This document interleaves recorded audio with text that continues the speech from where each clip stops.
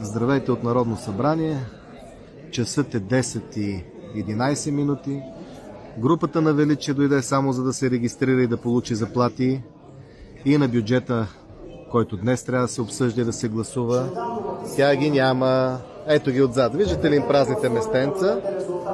Ето е групата на Меч в Народно събрание. Всички народни представители. Мошениците от Величие само идват за заплати и си тръгват. И лъжат хората, че им помагат. Сега ще стана специално да не кажа, че това не са техните места. Ето ги техните места, вижте ги. 0 депутати. Ето, 0 депутати от Величие в 10:10. За 1 час работа на ден, 15 000 лева заплати. За тази измамническа структура. Вчера измамника Евелин Михайлов казва, че те не стояли там, където съм показвал. Ето ги къде стоят.